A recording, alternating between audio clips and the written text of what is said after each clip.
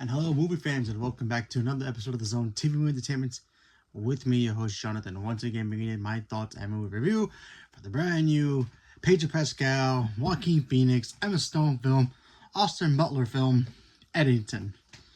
Now, I saw the trailer for this, looked interesting, so here's my thoughts.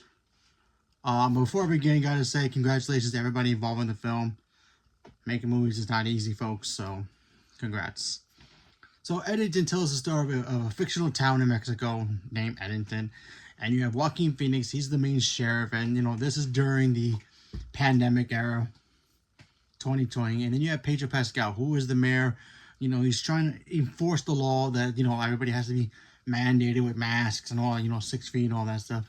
And Joaquin Phoenix is like, hey, we're kind of like outside that whole restricted thing, so why can't we just go easy on our town folk, everybody here. And Joaquin, he's married to Emma Stone, who's kind of in the middle of I guess a funk where she starts watching random conspiracy videos. Her mother's kind of like the pariah of the town. Nobody likes her. And she has also, apparently Emma Stone's character has kind of a backstory towards Pedro Pascal's character, who is the mayor, and they got some beef going on there, so there's that. And honestly, I watched this film and I thought it was pretty cool. At first, it started off really well, and then it just kind of turned. It did like a really 360.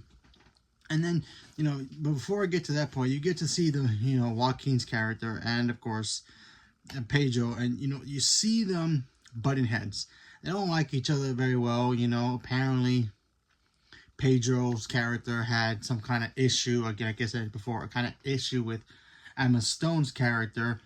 And, now that Joaquin's character is married to her, he's kind of iffy with the mayor and butting heads, especially with the whole COVID situation or the pandemic. And then it goes into the whole, the Black Lives Matter movement, so it goes there and it gets more chaotic. So, and then you just have Joaquin's like, I decided I'm going to run for mayor. I want to run for mayor so I can try to fix it the way I think we should be handling our town. Not have to worry about what everybody else outside of our town is doing so we can protect everybody here. So I thought that stuff was pretty cool. And then out of nowhere, it just goes into this weird 360 kind of movie where you have people protesting, which obviously we all know that actually happened in real life. And then it goes into this weird murder mystery kind of a film, and then it just goes chaotic from there. And then you just see what happens to poor both Pedro Pascal's character and Joaquin Phoenix's character, and also Emma Stone's character. They all kind of go into different directions, and it ends up being kind of like what happened to the story that you guys were telling in the beginning of this movie. So, it was still interesting, but very strange at the same time. So, all right. So that's basically how I could, establish what this film was really about without actually spoiling it. It wasn't a bad, film. It was just kind of like, it felt 3 stories in one, and it felt like it kind of just got you to those 3 stories really, really quick without explaining how the other, one story concluded versus the other 2 stories. So, first of all, the performances are great, obviously. First of all, I love seeing Joaquin Phoenix butt heads with Pedro Pascal. I think Pedro Pascal and him working together was really, really cool. I love seeing that dynamic. I believe this was the first movie that we see Emma Stone and Joaquin Phoenix work together since their last movie, when she was his student. He was a professor in a movie. I can't remember the name of the film, but anyway, so that was pretty cool as well. So they were, all 3 of them were great.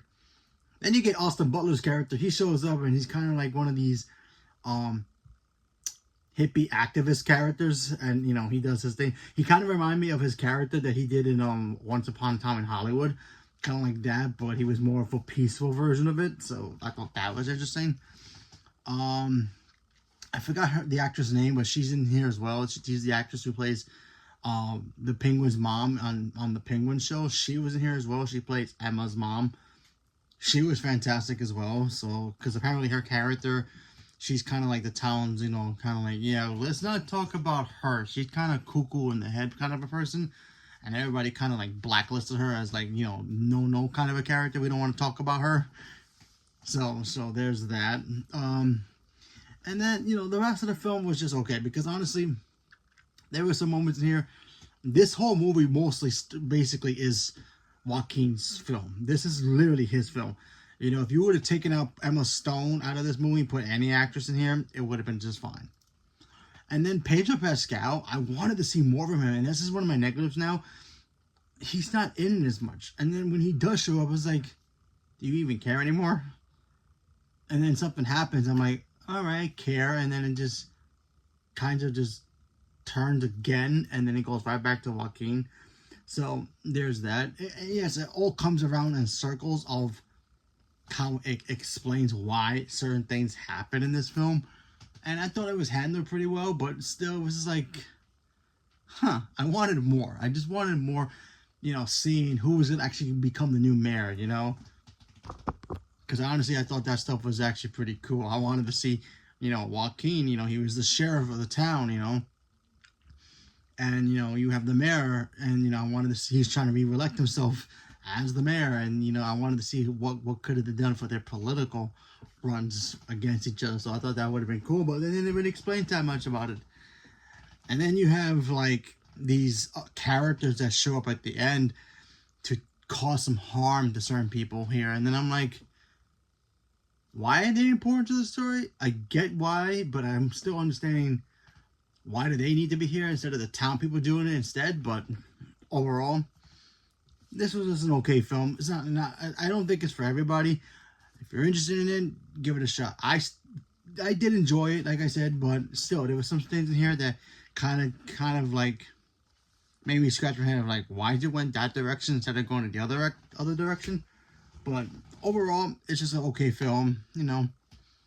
As much as I love her, and she's fantastic and everything she does, kind of wish we got more from her, especially her backstory, because her backstory is pretty interesting, and I kind of wanted to see more from her backstory of what they told in here. And then it just kind of just like, oh yeah, she's there, and then she disappears, and then she does her own thing. That's like, all right, you couldn't have got any other actress in this movie to do it, but I didn't get poor Emma to do it just because, you know, she's Miss, you know, I win Oscars every time, which is a good thing.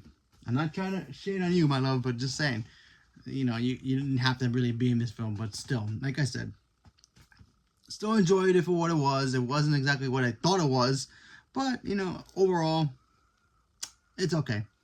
So, leave me a comment below. Let me know what you guys thought about Eddington. Are you guys looking forward to seeing this film?